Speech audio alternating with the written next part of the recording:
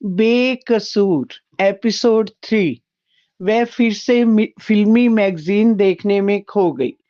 अचानक टब में बैठे बच्चे का संतुलन बिगड़ा।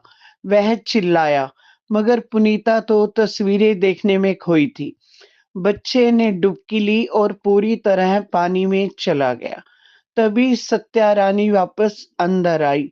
बच्चे को पानी में डूबा देख मुन्ना मुन्ना कहकर चिल्लाने लगी, तो पुनीता का ध्यान बच्चे की तरफ गया। राजा राम बच्चे को लेकर अस्पताल पहुंचे, मगर उसके जीवन की सबसे बड़ी खुशी लुट चुकी थी। पुनीता ने सारा दोष सत्या रानी पर डाला, क्योंकि वह अब उससे नफरत करने लगी थी। सत्या रानी पुनीता की मानसिकता को अब समझने लगी थी। राजा राम ने बहुत समझाया, शायद औलाद का सुख हमारी किस्मत में ही नहीं था। तभी सत्या रानी ने फैसला किया कि वह ये घर छोड़कर अपने भाई के घर चली जाएगी। पुनीता ने भी उसे जाने से नहीं रोका, क्योंकि अब वह उसे अपना दुश्मन समझती थी। बच्चे की मौत का असर पुनीता पर कुछ ज्यादा दिन नहीं रहा। मोह बंधन जो नहीं बंधा था। राजा राम ने काम में अपने को और अधिक व्यस्त कर लिया।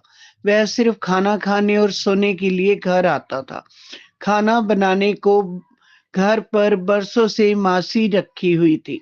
राजा राम की हर जरूरत का ख्याल वही रखती थी। उसकी हालत पर उसे बहुत तरस आता था।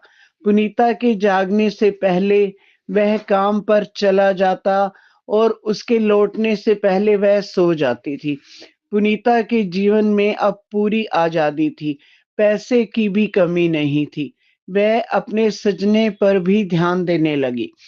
वह हर रोज रिक्शा लेकर बाजार घूमने निकल जाती, समय बिताने के लिए और मन की खुशी के लिए।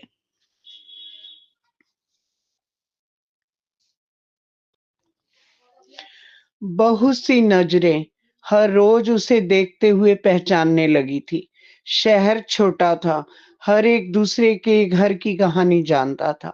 उन्हीं में से दो आंखें ऐसी थी जो उसकी खूबसूरती पर टिक गई। वह पुनीता की ही उम्र का था।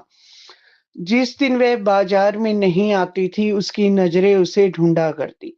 वह किसी की दुकान पर सेल्समैन था, उम्र में पुनीता से कुछ बड़ा, और पुनीता भी उसकी आंखों में अपने लिए आकर्षण देखकर उसकी ओर झुकने पर मजबूर हो गई।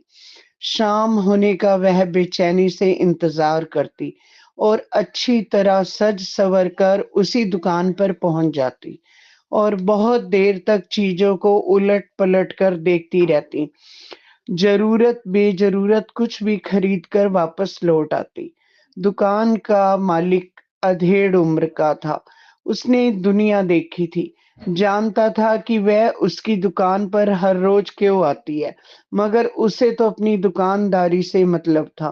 पुनीता के आते ही वह कहता, विनोद तुम इन्हें देख लो, मैं दूसरे ग्राहक को देखता हूँ। विनोद की जुबान पर मालिक के लिए दिल तक कृतज्ञता होती। जी मालिक कहकर वह पुनीता को सामान दिखाने लगता। उसके चेहरे पर ऐसे भाव होते जैसे किसी बच्चे को अपना मनपसंद खेल या खिलौना मिल जाए। दोनों की खामोश आंखें एक दूसरे से बातें करने लगी। आंखें आंखों की भाषा समझने लगी। किस कुछ दिन यूं ही बीते, फिर बात इशारों पर आ गई। इशारों ने समझाया कि अब दोनों का कहीं बाहर मिलना जरूरी हो गया है, और विनोद की छुट्टी के दिन दोनों के कदम वहां जहां पहुंचे जहां इशारों ने रास्ता दिखाया। धीरे धीरे सारी हिचकिचाहटें खत्म हो गई।